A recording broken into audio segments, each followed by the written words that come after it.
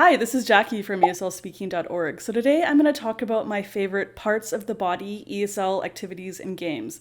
So if you're teaching kids, parts of the body is a very common topic.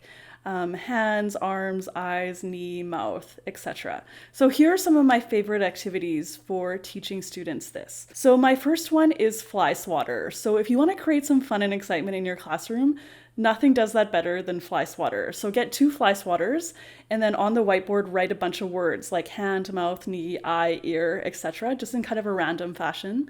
And then divide the class into 2 teams, and 1 student from each team comes up to the board. And then I give hints about a word. So I would say, like, I have 2 of them. And that might eliminate a bunch of the things, but there would still be hands, eyes, feet, etc. left. And then I would give another hint.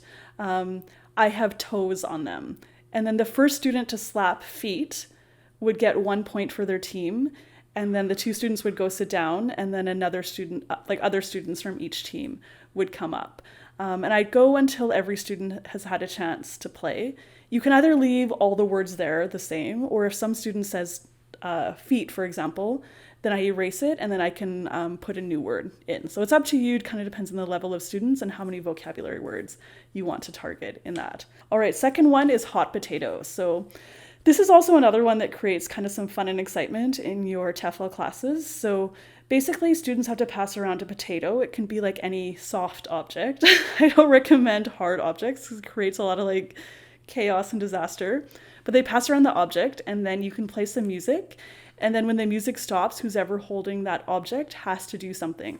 So in this case, I would, if for very, very beginners, I would point to like something like this, and then that students would have to say, it's a nose. Or I would give some hints, I would show a flashcard, something like that, just to basically get students to say the body part, either in a sentence or just the word by itself, if very, very low level. All right, next one, the A to Z alphabet game. So it's often the case that students have seen many body part words before. If this is the case, it can help students to activate their prior knowledge by doing this A to Z game. So basically, I will write down on the board the alphabet, A, B, C, D, E, F, G, all the way down to Z.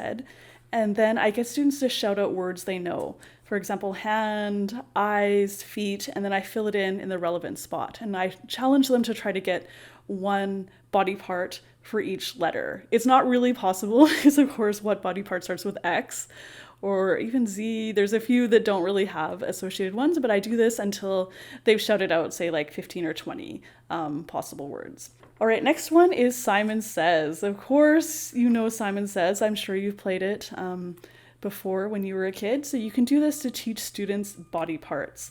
Just make sure you have enough space and explain the rules clearly before you do it. Next one is songs and chants. So head and shoulders, knees and toes is kind of the most obvious one you can do.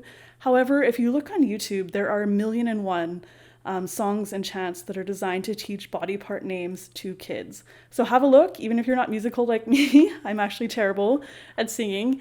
Not to worry, YouTube will help you out with that for sure. All right, so if you like this video, please hit like, subscribe, leave a comment below, and tell me your favorite ESL body part activity. And also be sure to check out my book on Amazon, 101 ESL activities for kids. All right, until next time, bye everybody.